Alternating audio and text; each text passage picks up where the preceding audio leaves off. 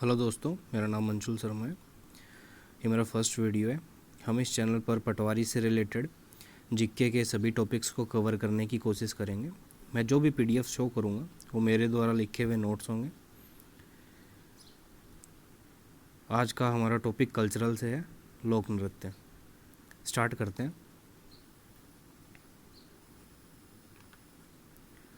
लोक नृत्य नृत्य होता क्या है? जब कोई पर्सन अपने आनंद व उमंग की अभिव्यक्ति करना चाहता है और वो अपने आप ही थिरकने लग जाता है, तो उस थिरकने की अभिव्यक्ति को नृत्य कहा जाता है। नृत्य मोस्टली दो प्रकार के होते हैं, शास्त्रीय नृत्य और लोक नृत्य। शास्त्रीय नृत्य की बात करें तो यह नियमबद्ध तरीके से किया जाता है और राजस्थान का या उत्तरी भारत का एकमात्र शास्त्रीय नृत्य कथक है, जिसका उद्भव 13वीं सदी में हुआ था राजस्थान में, और इसका प्राचीनतम घराना जयपुर को माना जाता है। जयपुर घराने का प्रवर्तक बानोजी महाराज को माना जाता है। जयपुर के अंदर कथक केंद्र स्थापित है, जिसकी स्थापना 1978 या 79 में हुई थी। अब लोक नृत्य की बात करते हैं तो लोक नृत्य में कोई नियम नहीं होते, यह नियम रहित तरीक़ों से किया जाता है। लोक नृत्य मोस्टली 4 प्रकार के होते हैं। एक जनजातियों के द्वारा किया जाने वाला नृत्य, एक क्षेत्रीय नृत्य होता है जो क्षेत्र विशेष में किया जाता है, एक व्यावसायिक नृत्य होता है जिससे पैसे कमाते हैं कई जातियों के लोग, एक सामाजिक व धार्मिक नृत्य होता है जो विशेष अवसरों या उत्सवों पे किया जाता है। स्टार्ट करते हैं जनजातियों के नृत्य। पहली है भील जनजाति के नृत्य।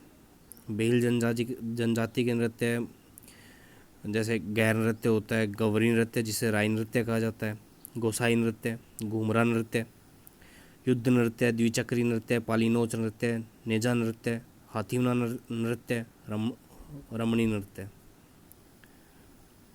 पहले बात करते हैं गैर नृत्य की। गैर नृत्य मोस्टली मेवाड़ व बाड़मेर का प्रसिद्ध है। किसी स्थान विशेष की बात करें तो यह कन्नाड़ा बाड़मेर का प्रसिद्ध है। गैर नृत्य भील पुरुषों के द्वारा किया जाता है और यह 15 दिन तक किया जाता है, होली के दूसरे दिन से। होली आती है फाल्गुन शुक्ल पूर्णिमा को, धुलंडी वाले दिन से किया जाता है।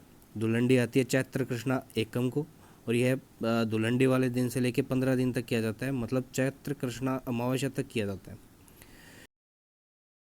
इन बैरिया कहा जाता है और नर्तकों के हाथ में एक छड़ होती है, उस छड़ को खांडा कहा जाता है।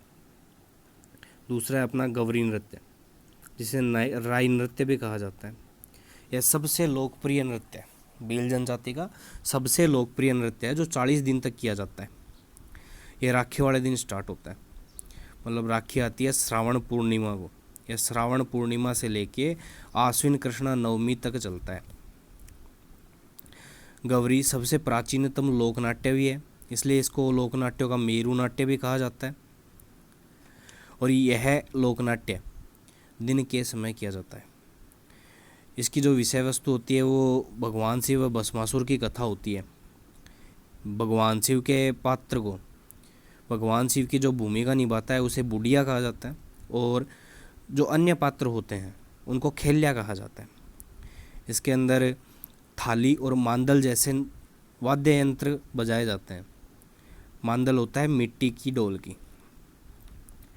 गौरी की घाई या गम्मत की बात करें तो गौरी के अंदर विभिन्न प्रसंग, जो भी प्रसंग होते हैं, जो भी घटनाएं होती हैं, उन सभी को जोड़कर एक सामूहिक नृत्य किया जाता है। उस नृत्य को गौरी की घाई कहा जाता है। गौरी का सूत्रधार होता है, उसको कुटकुटिया कहते हैं।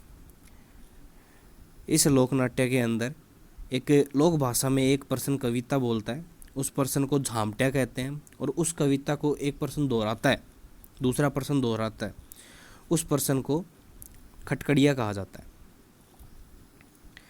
नेक्स्ट है गोसाई नृत्य। गोसाई नृत्य जोगणी माता को समर्पित है और यह भील पुरुषों के द्वारा होली के अवसर पर किया जाता है।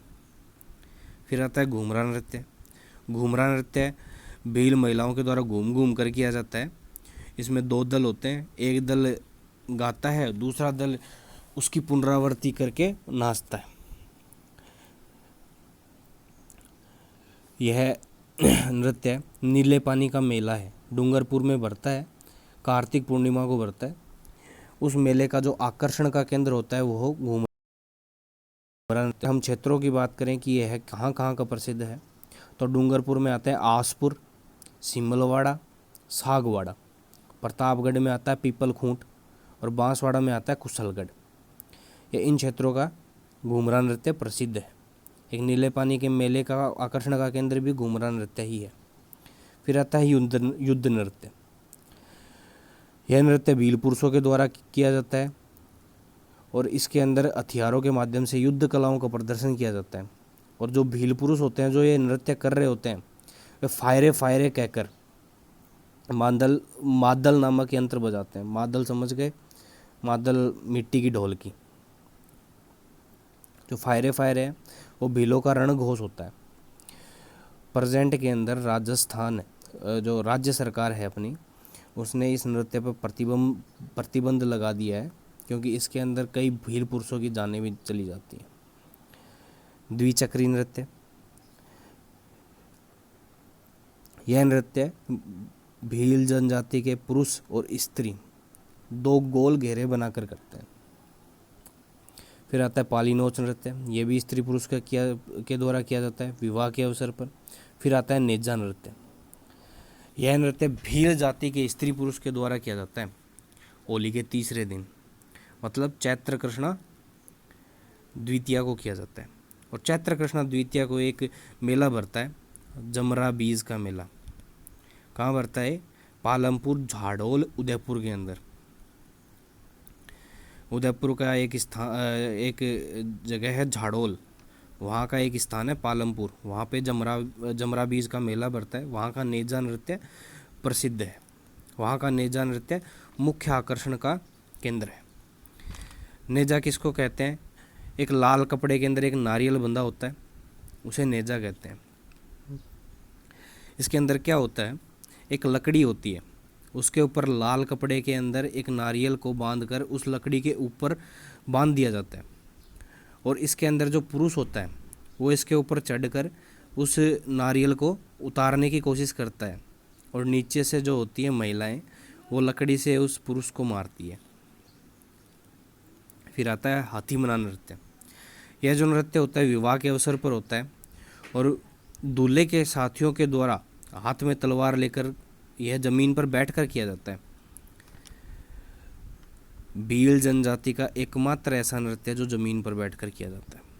फिर आता है रमणी नृत्य, यह विवाह के अवसर पर होता है और मंडप के सामने किया जाता है। आज की वीडियो में इतना ही।